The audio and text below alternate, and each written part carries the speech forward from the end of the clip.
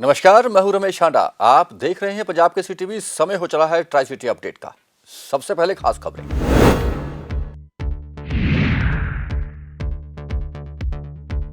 Covid के बढ़ रहे मामलों को देख सुखना के बाद अब रॉक गार्डन और बर्ड पार्क भी बंद।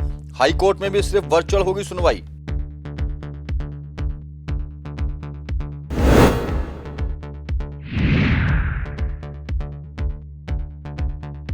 मेयर चुनाव को लेकर कांग्रेस का यू टर्न। चावला बोले, कांग्रेस नहीं लेगी चुनावों में हिस्सा।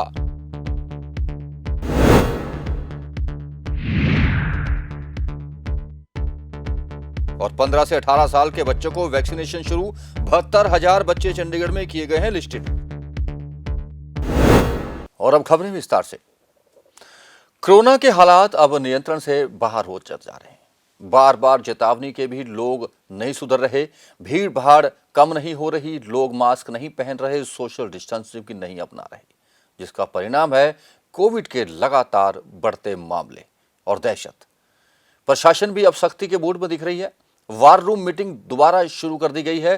केंद्र ने निर्देश दिए हैं कि कोविड गाइडलाइन की पालना सख्ती से करवाई जाए, जिसके बाद अब प्रशासन भी किसी भी तरह की रियायत देने के मूड में नहीं दिख रहा। आज हुई वार रूम की बैठक में सुखना लेक को बंद करने के बाद अब डिसीजन लिया गया कि रॉक गार्डन और बर्ड पार्क भी अनिश्चितकाल के लिए बंद रहेंगे।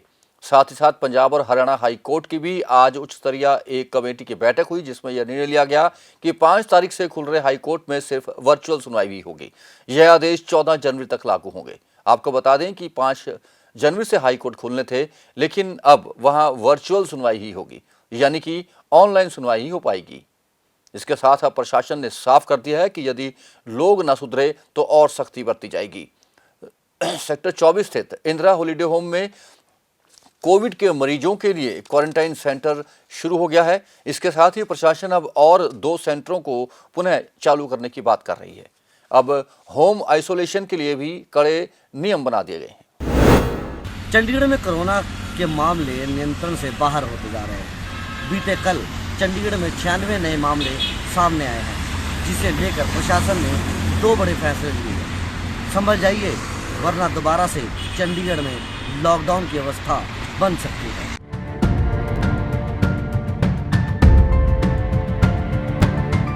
कोरोना से हालात अब नियंत्रण से बाहर होते जा रहे हैं। चंडीगढ़ में पिछले 3 दिनों से लगातार कोरोना के केस सामने आ रहे हैं। बीते कल कोरोना के 96 नए केस सामने आए थे, जिसके चलते प्रशासन ने कुछ अहम फैसले लिए हैं। प्रशासन ने पहला फैसला सुखना लेक को बंद करने का लिया है।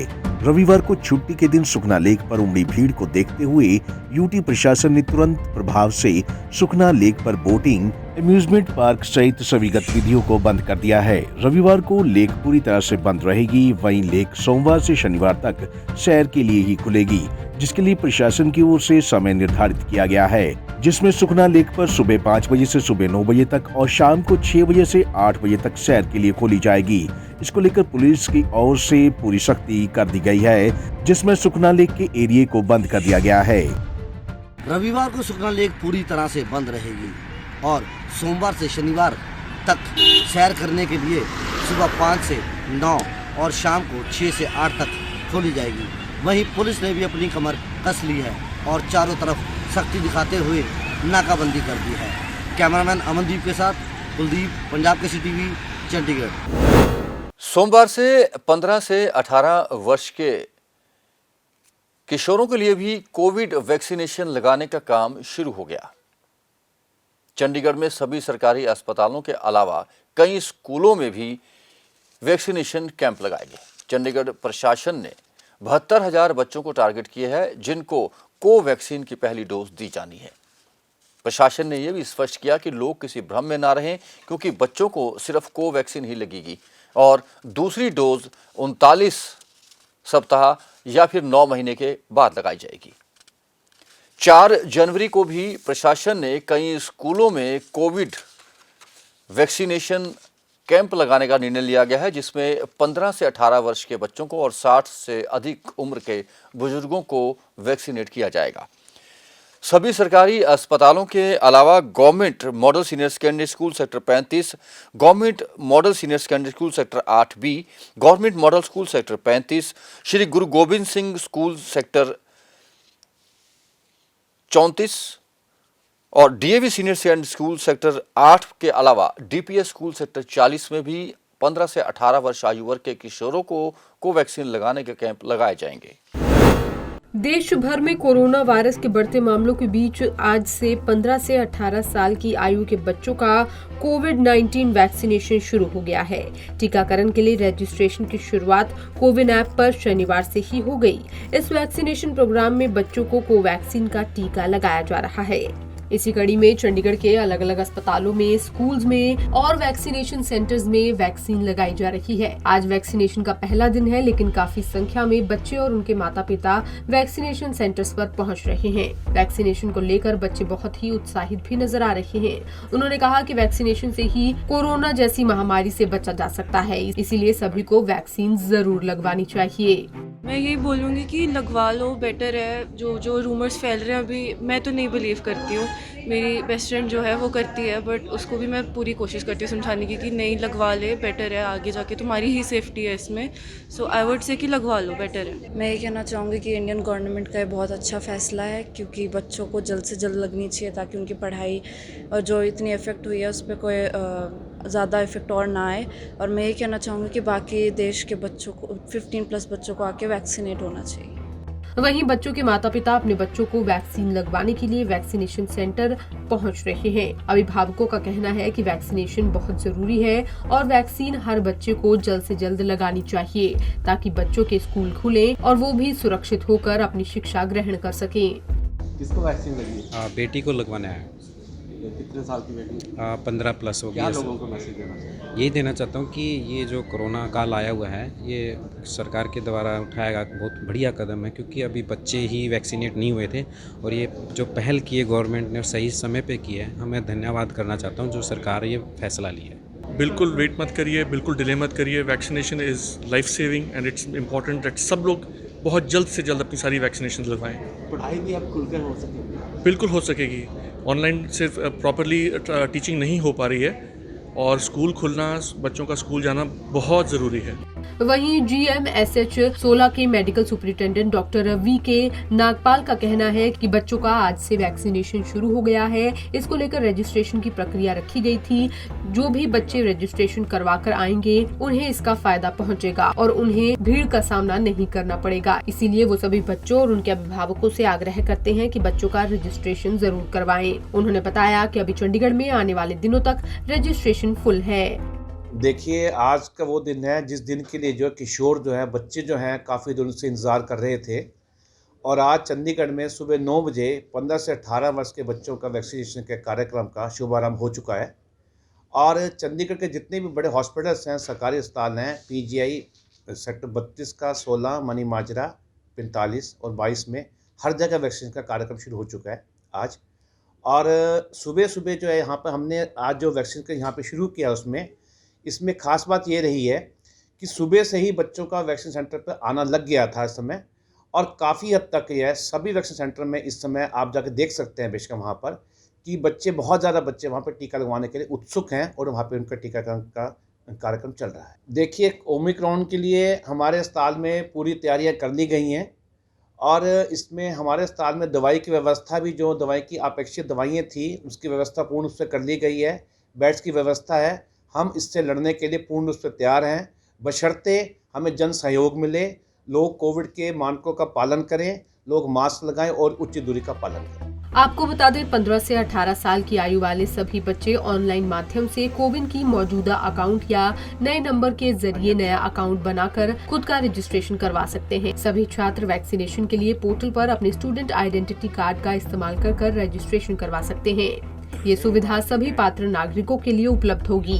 इसके अलावा वैक्सीन लेने वाले सभी पात्र बच्चे टीकाकरण केंद्र पर भी जाकर रजिस्ट्रेशन करा सकते हैं और वैक्सीन के लिए अपॉइंटमेंट ऑनलाइन या केंद्र से ले सकते हैं। पंजाब केसरी टीवी के लिए चंडीगढ़ से भगवत सिंह की रिपोर्ट। कोविड-19 की रोकथाम के लिए 15 से 18 वर्ष आयु वर्ग के किशोरों को वैक्सीनेशन का काम देश भर में शुरू हो गया है। पंचकुला में भी यह काम शुरू हो गया। पंचकुला के सेक्टर 16 स्थित अर्बन हेल्थ डिस्पेंसरी में इसका शुभारंभ हुआ। इस मौके पर हरियाणा विधानसभा के अध्यक्ष और पंचकुला के विधायक ज्ञानचंद गुप्ता भी मौजूद रहे।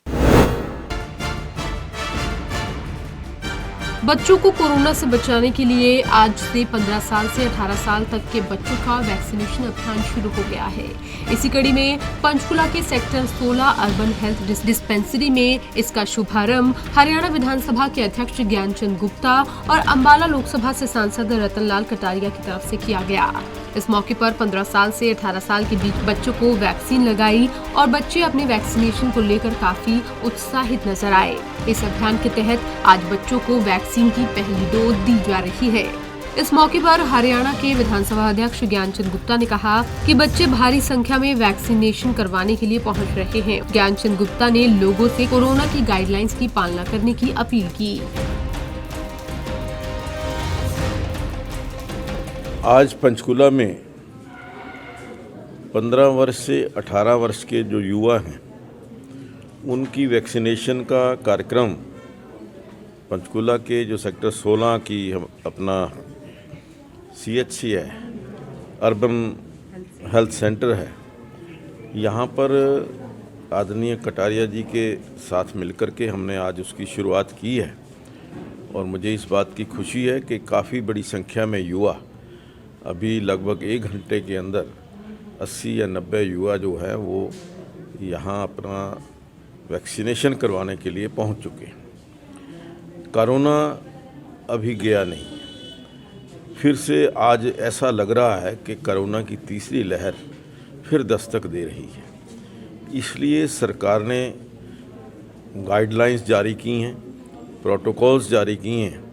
मैं तो सभी जो हमारे लोग हैं उनसे अपील करूंगा कि कोरोना को भगाने के लिए आप सभी प्रोटोकॉल्स का, सभी नियमों का पालन करें।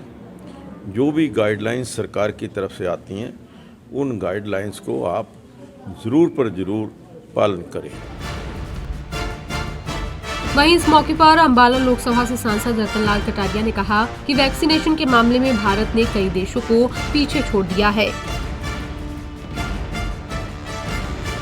हम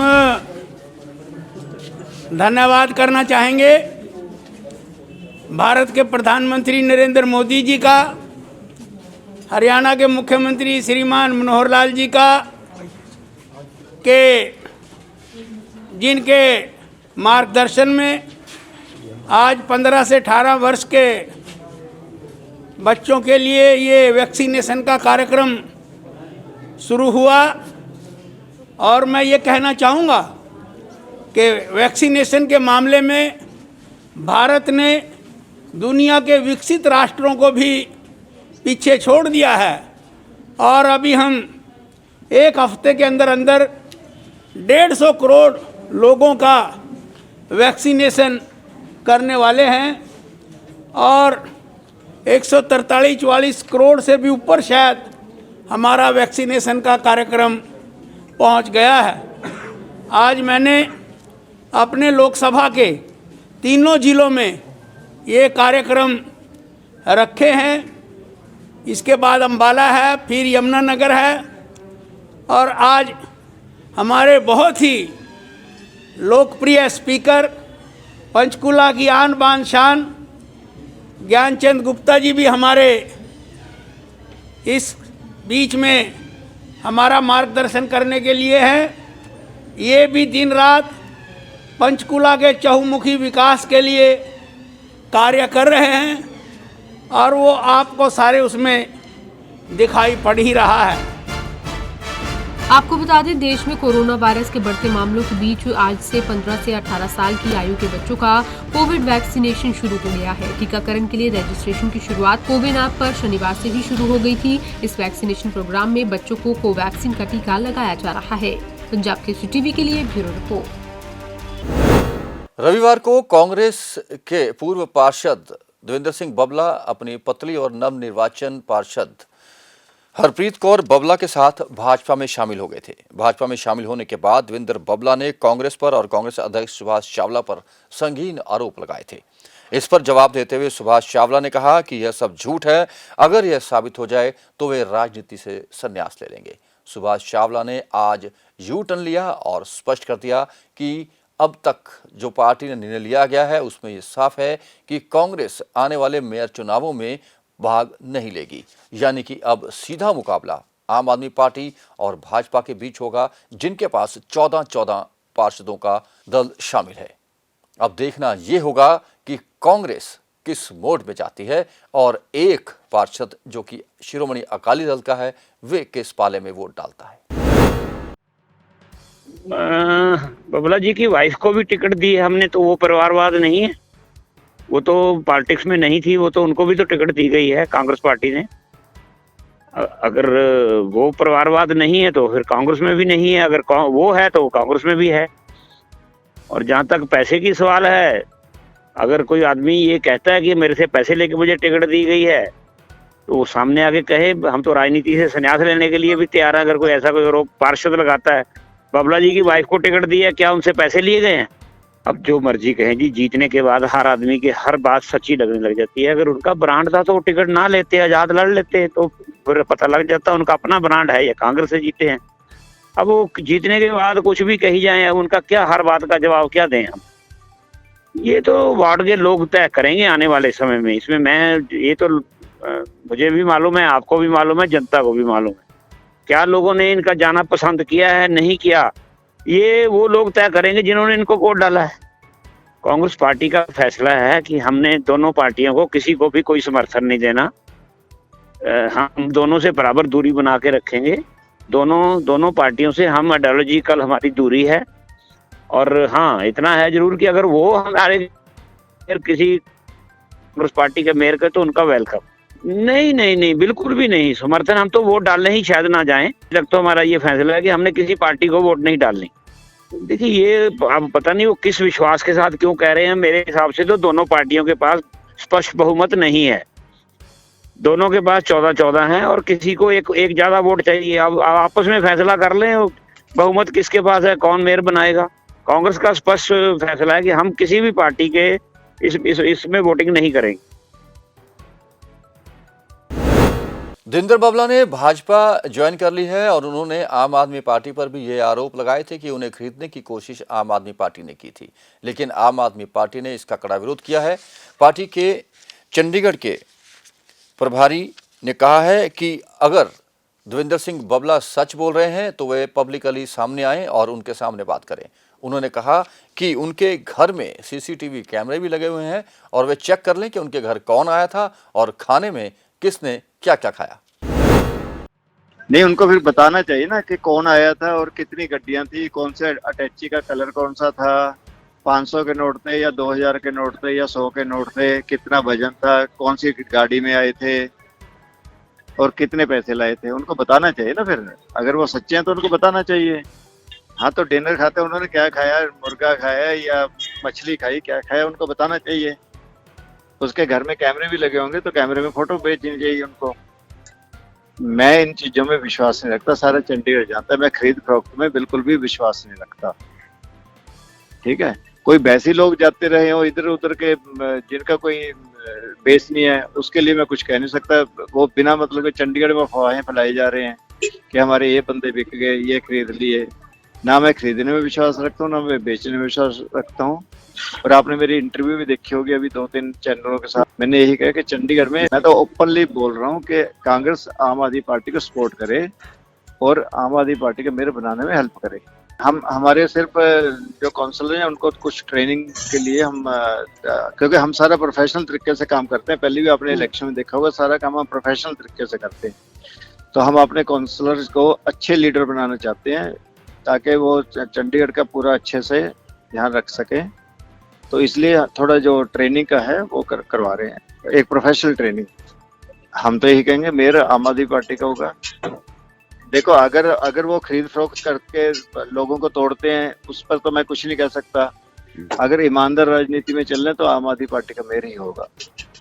14 के 14 जो काउंसलर हमारे साथ, मैं ये कहता कि मैं ये कहता हूँ कांग्रेस को आम आदमी पार्टी को समर्थन देना चाहिए। आज की जो हालात हैं और जो समय की मांग है वो ये है कि आम आदमी पार्टी को, क्योंकि मैंडेट मिला है चंडीगढ़ की जनता से, तो आम आदमी पार्टी को मेयर बनाने में सारी पार्टी को हेल्प करनी चाहिए। Thank you very much.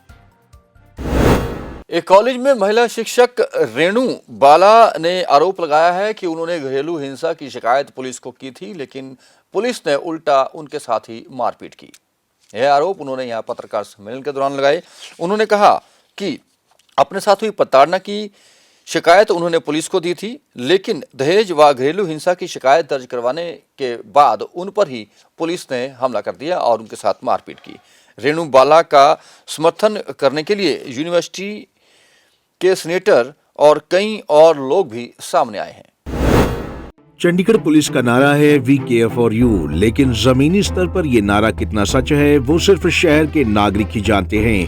दरअसल शहर के एक कॉलेज में कार्यरत शिक्षिका डॉक्टर रेणु बाला ने चंडीगढ़ पुलिस पर आरोप लगाते हुए कहा कि उनके साथ घरेलू हिंसा होने पर पुलिस ने उनकी मदद नहीं की। सोमवार को चंडीगढ़ के प्रेस क्लब में डॉक्टर रेणु बाला ने अपने साथ हुई प्रताड़ना की कहानी सुनाई। मामला 14 मार्च 2021 का है, जब रेणु बिचौलिया और अपनी मां के साथ वैवाहिक झगड़े को सुलझाने अपने ससुराल पहुंची थी।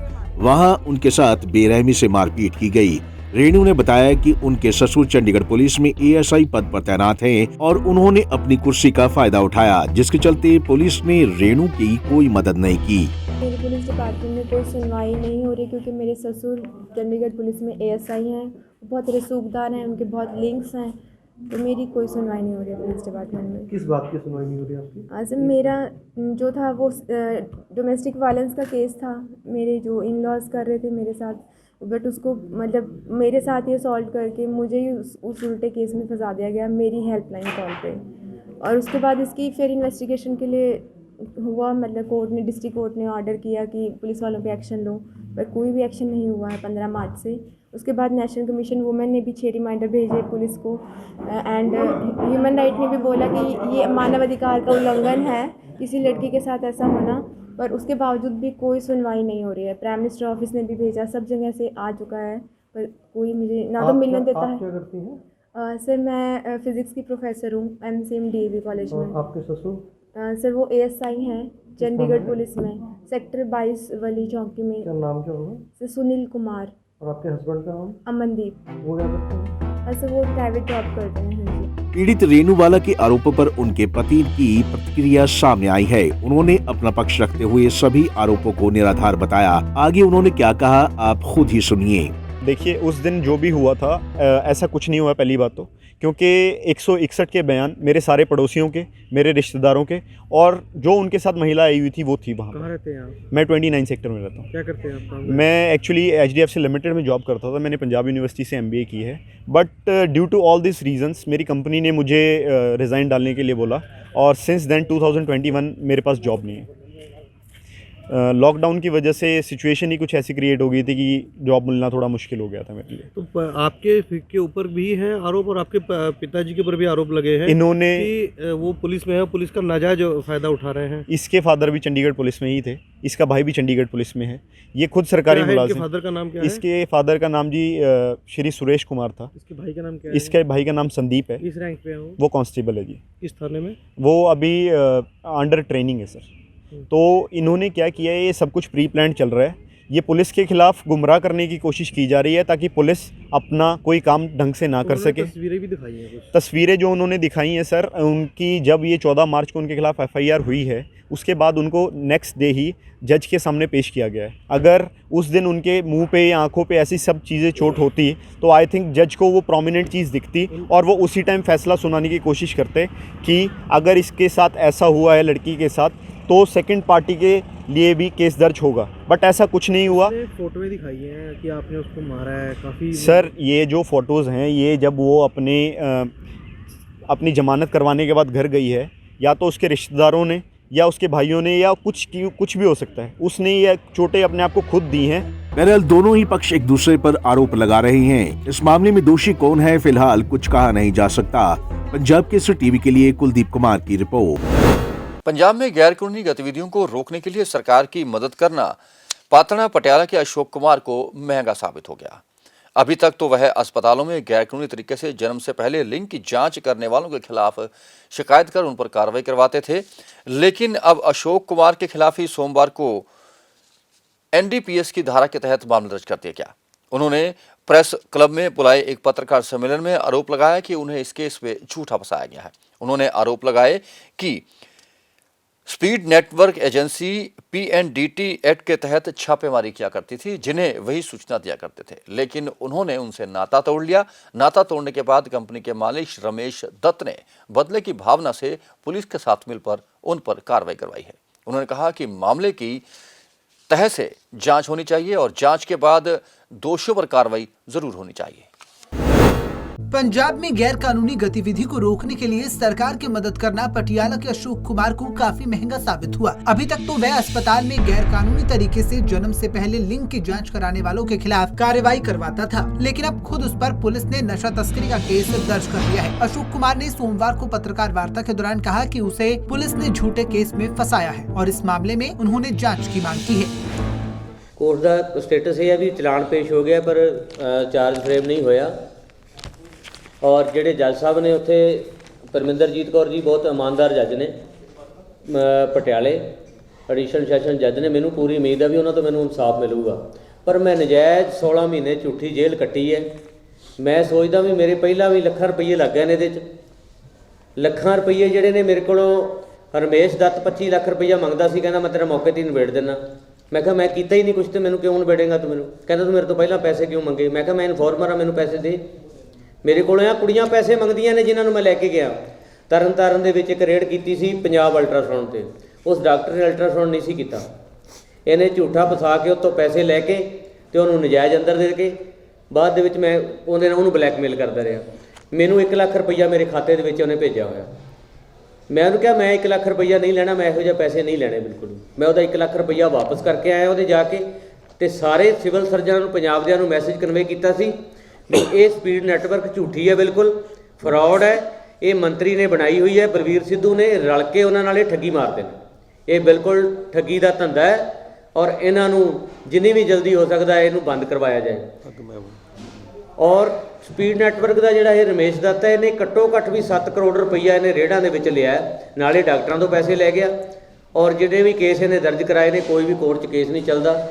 ਇੱਕਾ ਦੁੱਕਾ ਜਿੰਨੇ ਵੀ ਹੈਗੇ ਨੇ, ਇਹਨੇ ਬਹੁਤ ਵੱਡਾ ਇੱਕ ਰੈਕਟ ਹੈ ਜੰਡਾਲੀ ਦਾ, ਅਹਿਮਦਗੜ੍ਹ ਦਾ, ਜਿਹੜਾ ਇਹਨੂੰ ਆਪ ਚਲਾਉਂਦੇ ਨੇ, ਜਿਹਨੂੰ ਸੰਗਰੂਰ ਪੁਲਿਸ ਔਰ ਪਰਮਿੰਦਰਪਾਲ ਸਿੰਘ SP ਇਹ ਰਲ ਕੇ ਚਲਾਉਂਦੇ ਨੇ। ਉਸ ਬੰਦੇ ਤੇ 18 ਪਰਚੇ ਦਰਜ ਹੋਏ ਨੇ PNDT ਦੇ, ਔਰ 18 ਹੀ ਕੋਈ ਕੋਰਟ ਦੇ ਵਿੱਚ ਨਹੀਂ ਚੱਲਦਾ। ਸਾਰੇ ਹੀ ਮਾਨਯੋਗ ਅਦਾਲਤਾਂ 'ਚ ਪਹੁੰਚਣ ਤੋਂ ਪਹਿਲਾਂ ਹੀ ਪੁਲਿਸ ਨੇ ਖਾਰਜ ਕਰ ਦਿੱਤੇ ਨੇ, ਕਿਉਂਕਿ ਕੁੱਤੀ ਚੋਰਾਂ ਨਾਲ ਰਲੀ ਹੋਈ ਹੈ, ਰਿਸ਼ਵਤ ਦਾ ਬੋਲਬਾਲਾ ਹੈ। ਮੇਰੇ ਉੱਤੇ 8 ਪਰਚੇ ਪਹਿਲਾਂ ਦਰਜ ਹੋਏ ਨੇ, ਜਿਨ੍ਹਾਂ ਦੇ ਵਿੱਚ ਮੈਂ ਮਾਨਯੋਗ ਅਦਾਲਤਾਂ ਦੇ ਵਿੱਚੋਂ ਬਰੀ ਹੋ ਚੁੱਕਿਆ।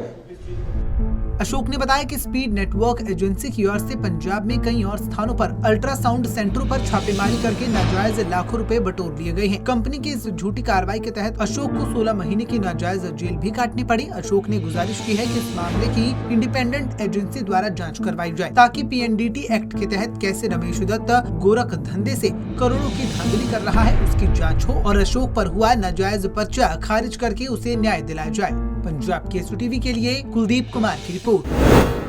गवर्नमेंट मेडिकल कॉलेज सेक्टर 32 में PG फर्स्ट ईयर के स्टूडेंट्स की काउंसलिंग नहीं होने के कारण कार्य का बोझ बढ़ने पर दूसरे और तीसरे वर्ष के PG डॉक्टर भी हड़ताल पर चले गए थे। यह देशव्यापी हड़ताल थी, लेकिन शनिवार को यह हड़ताल वापस ले ली गई। रविवार को सभी PG रेजिडेंस डॉक्टर सेक्टर 32 के अस्पताल में ड्यूटी पर लौट आए। इमरजेंसी में काम नियमित रूप से शुरू हो गया, ऑपरेशन थिएटर खुल गए हैं और सोमवार से OPD भी शुरू हो गई है।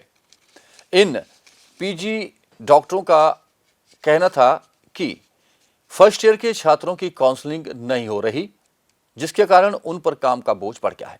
ये लोग जल्द काउंसलिंग की मांग को लेकर हड़ताल पर चले गए थे। यह हड़ताल लगभग 1 माह तक जारी रही थी। अभी 6 जनवरी को सुप्रीम कोर्ट में इस मामले की सुनवाई होनी है, जहां सुप्रीम कोर्ट ने ही प्रथम वर्ष के PG रेजिडेंस की काउंसलिंग पर रोक लगा रखी है। ये डॉक्टर नो पे नो वर्क के कारण वापस काम पर लौटे हैं।